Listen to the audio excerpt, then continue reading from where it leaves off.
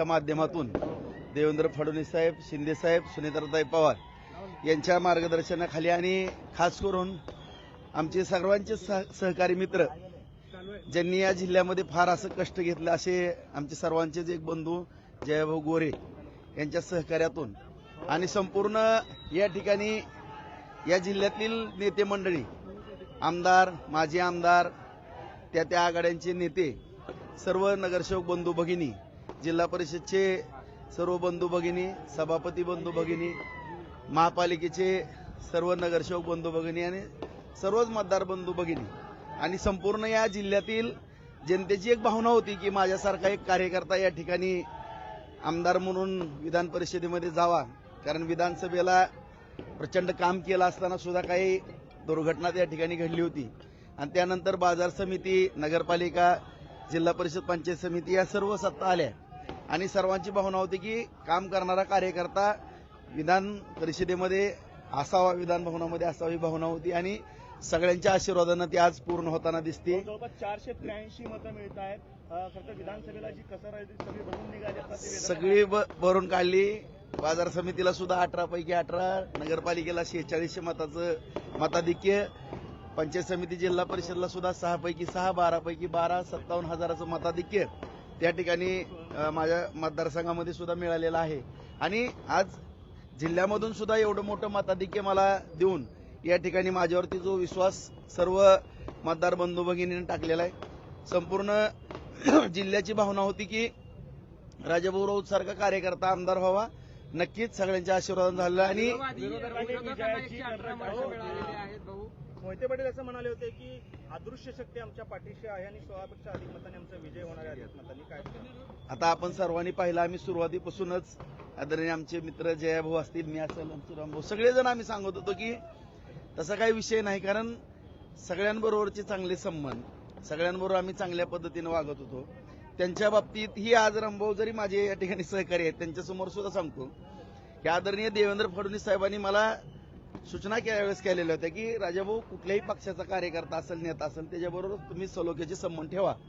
कुणाच्याही दारात कधी जायची वेळ येईल सांगता येत नाही, ही निवडणूक आहे, राजकारण आहे. त्यांच्याबरोबरही गेल्या 1.5 महिन्यापर्यंत माझे संबंध चांगले होते, परंतु एवढा युगो आणि मुझे गिनो ही दुर्दैवाची बाब आहे.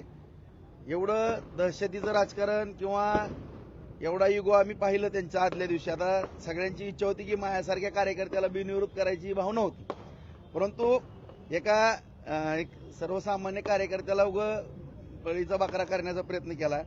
त्यांना जर लय खुमखुमी होती तर स्वतःच्या घरातला उमेदवार म्हणून त्याने पुढे यायला पाहिजे होतं. मग ही जी 118 आहे ना ती सुद्धा पडली नसती. अशा परिस्थितीचा निकाल राहिला असता आणि या ठिकाणी मी कुठलंही म्हणजे कुणाच्याही आम्हाला उन्हे धुणे काढायचे नाहीत.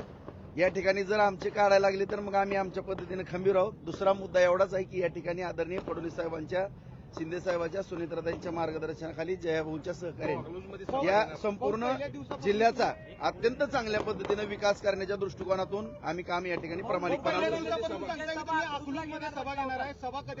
नक्की सभा अधिवेशन झाल्याबरोबर एक अत्यंत महत्वाची चांगली सभा होणार आहे, कारण मला घेणं गरजेचं आहे.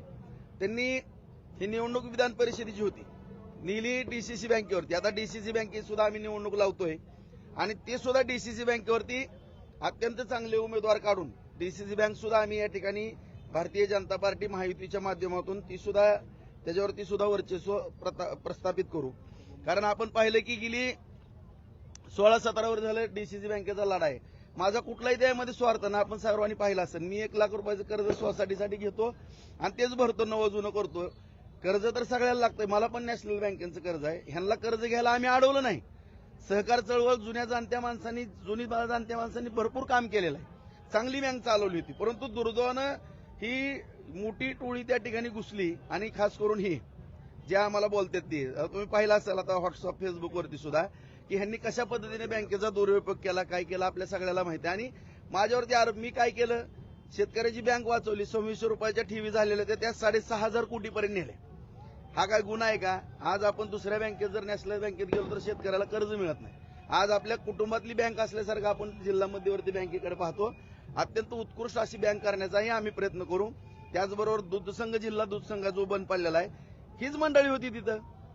तो दूधसंघ सुद्धा आपण चांगल्या ताकदीने या ठिकाणी चालवण्याचा प्रयत्न करू, जेणेकरून तुम्हाला या ठिकाणी अत्यंत चांगल्या पद्धतीचा विकास या ठिकाणी आदरणीय फडणवीस साहेबांच्या, शिंदे साहेबांच्या, सुनेत्राताईंच्या, भाऊंच्या सहकार्यानं छानपैकी विकास जसा बार्शीमध्ये आम्ही 5,000 कोटीचा निधी नेलेला आहे, त्याच पद्धतीनं सगळ्या वरिष्ठांच्या मार्गदर्शनाखाली जिल्ह्यामध्ये सुद्धा त्याचं नियोजन केलं जाईल. आणि विशेष करून माळशिरस तालुक्यामध्ये सुद्धा जी काही कित्ता गिरवला जातो, कुठपर्यंत मर्यादा आहे त्यांची, काय आहे, हे काय त्यांना द्या होत्या म्हणून तुमचं कौतुक आहे. कुठली संस्था नीट ठेवली सांगा ना. प्रत्येक विकून खाल्ल्या संस्था सगळ्या. आणि हे सगळं आता तुम्ही म्हणता की मी काय राजकीय रागापोटी, अजिबात नाही. परंतु माझे व्हिडिओ व्हायरल करणे किंवा माझ्याबरोबर खोटे आरोप करणे, मला या ठिकाणी एवढंच सांगायचं, माझ्या जिल्ह्यातील तमाम जनतेला हात जोडून नम्रतेची विनंती आहे, मला कुठला डाग असलेला दाखवा तुम्ही. कुठल्या बँकेमध्ये 10 पैशाचं लपड आहे माझं, कुणाचा 1 रुपया बुडवला, कुठल्या बँकेमध्ये माझं NPI, कधी आयुष्यात वन टाइम सेटलमेंट केली, माझा पण दूध संघ आहे, बाजार समिती आहे, 1 नंबरच्या संस्था आम्ही चालवतो. आज कृषी उत्पन्न बाजार समिती आहे, 21 कोटीची ठेव त्या ठिकाणी आहे. एवढी विकास कामं करून आज 50,000 एकर जमीन आम्ही बार्शीमध्ये वलिताखाली आणली, MIDC केली, कारखाने उभा केले, सगळे रस्ते जोडणारे सगळे केले, एवढं दळणवळणाची साधनं केली, जवळपास 37-60 तलाव केले. आज आणि भविष्यात आणि 50,000 एकर जमीन आम्ही वलिताखाली आणणार आहोत. 3 MIDC त्या ठिकाणी बार्शीमध्ये करतोय. असा चौतर्फा विकास आम्ही तालुक्यामध्ये करतोय. तीच पद्धत आम्ही जिल्ह्यामध्ये नक्की बुडवण्यामध्ये जी टोळी आहे त्या टोळीतले अनेक सदस्य आपल्या सोबत आहेत. मुद्दा 2 बाबीचा आहे. आणखीन तुम्ही म्हणता की आमच्याबरोबर आले म्हणून समर्थन करतो, अशातला भाग नाही. मी त्या दिवशी सुद्धा सांगितलं.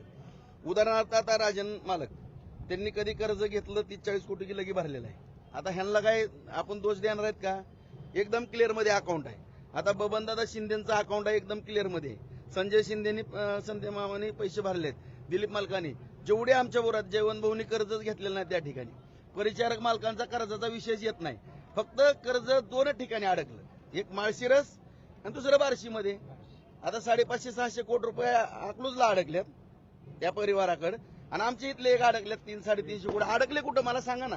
त्याच्यामुळे ही जी म्हणजे आता गणपतराव आबांचे नातू, त्यांच्याकडे पण पैसे नाहीत काहीच. म्हणजे जे डायरेक्टर होते कुणाकडे पैसे आहेत मला सांगा. एवढा मोठा विजय झालेला आहे, विरोधकांना काय सल्ला द्या? मी एवढा सल्ला देईल की युगो करू नका. आज जे काही राजेशाही थाट असतो असा राहिलेला नाही. ही लोकशाही आहे. डॉक्टर बाबासाहेब आंबेडकरांनी जी घटना लिहिलेली आहे की सर्वसामान्य कार्यकर्त्याला सुद्धा या ठिकाणी न्याय मिळतो. आज आम्ही जरी काय जुनं कुणाचं काही असलं तरी सगळ्याला जमिनीवरती येऊन काम करावं लागतंय.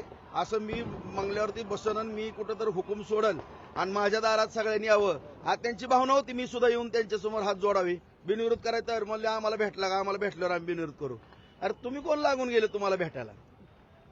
तुम्ही माणुसकीने बोला ना आमच्या बरोबर. माणुसकीने बोललो तर आम्ही तुमच्या बरोबर माणुसकीने वागू. लाईक करा, कमेंट करा आणि हो सबस्क्राईब करायला विसरू नका.